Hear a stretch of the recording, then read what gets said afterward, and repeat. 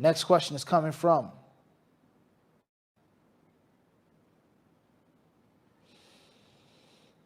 initials AM from Phoenix, Arizona. What does the hadith about the fingers of Allah flipping the heart of the believer mean? Does the word literally mean turn? If not, why is it invalid to interpret fingers metaphorically? That hadith, among many other hadith, rather, this is an extremely important principle, many ayat.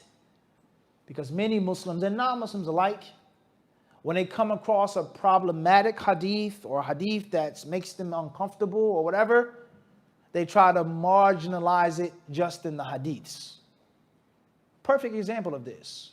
There are Muslims who say that Imam Malik rahimahullah ta'ala disliked the mentioning of hadiths pertaining to Allah's attributes and qualities. He didn't mention it in front of the general Muslims.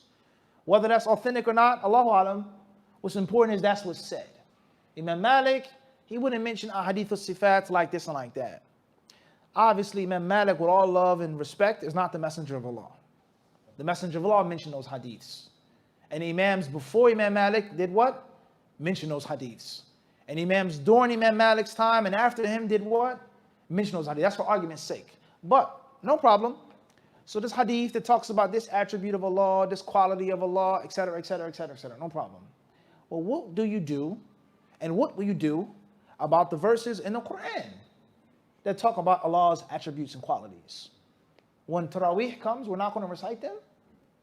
We're not going to explain the Quran to the people, give tafsir. We're just going to skip that verse because those hadiths are problems. And there's no different when it comes to marriage, when it comes to jihad. This hadith talks about jihad. Don't explain it. Don't mention it. Okay, what about the Quran, akhi? What you going to do? Don't read Surah Tawbah, Surah Baqarah, Surah An-Nisa, Surah Al-Fat, Surah Muhammad.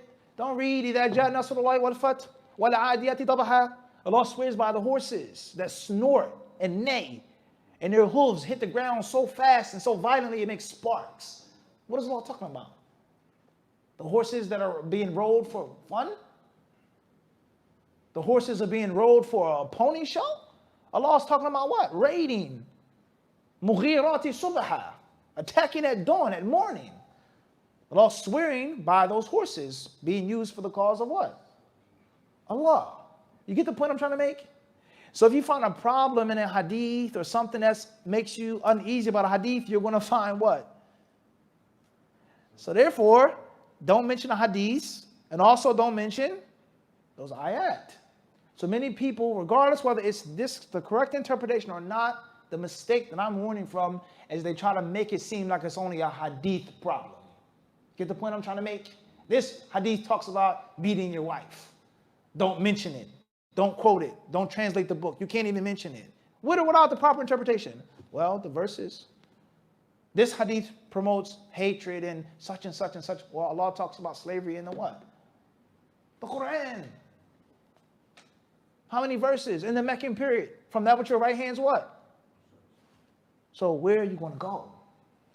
You're just going to spin around in circles and circles and circles until you embrace the truth. Everyone understand this?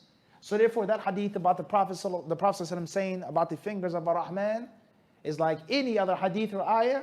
We understood it, and we understand it in the manner that Allah wants us to understand it, and the interpretation that Allah and His Messenger wants us to understand. And if it meant something else, if it was to be metaphorically understood, if it was impossible, if it was outwardly kufr, if it was anthropomorphism, etc., then tell me, why didn't the Prophet tell us that and explain that? When the Prophet recited the verses from Surah An-Nisa, Inna Allah kana sami'an basira. Allah hears all and sees all. What did He do? Did He say it was metaphorically, metaphysical? He took His fingers and He placed His fingers where? On His eye and on His ear. To show the people that it's real and it's not figurative or metaphorical. Is the point I'm trying to make.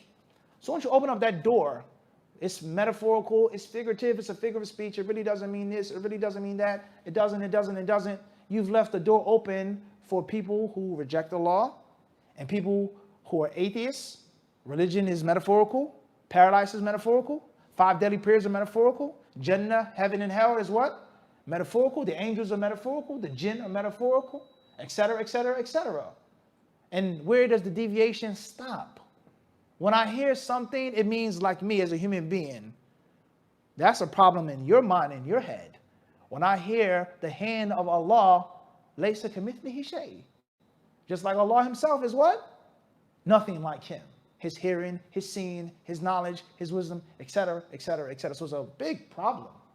It's a big problem.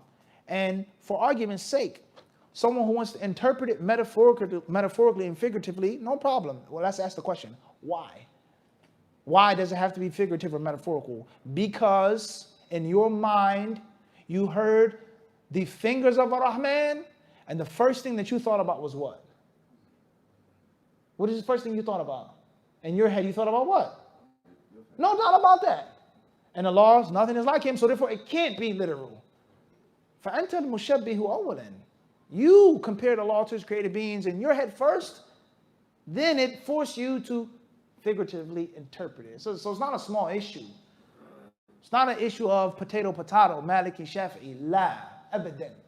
It's far deeper than that. And my personal advice, not to get too long or too dramatic, is to read, as I said about the book, guys, read history. Don't take it from no sheikh or no scholar, no student of knowledge, no country in the Middle East, North Africa. Read the history and read about the Muslims from the time of the Prophet to the 3rd, 4th, and 5th century. You yourself read where this school, where this madhab, where this imam, where it came from. What's his foundation? Don't take it from nobody. You read it yourself. And then you yourself will read historically, this person was a theologian. This person was a person of kalam. This person was a person of rhetoric. He was a Mu'tazili. This is where it came from. Sahaba, the Tabi, none of them ever said or spoke or talked any manner like he did. So you ask yourself the question, what's new, what's made up, so on and so forth, right? And if there's a problem in the hadith concerning Allah's attributes, then for sure it's going to be a problem, what? In the Quran. So be mindful of that. It's extremely dangerous. Wallahu alam. Khair, inshallah, we'll stop here tonight. Allah surely knows best, and with him is all success. Subhanaka wa bihamdika ashhadu an la ilaha illa anta astaghfiruka wa atubu ilayk.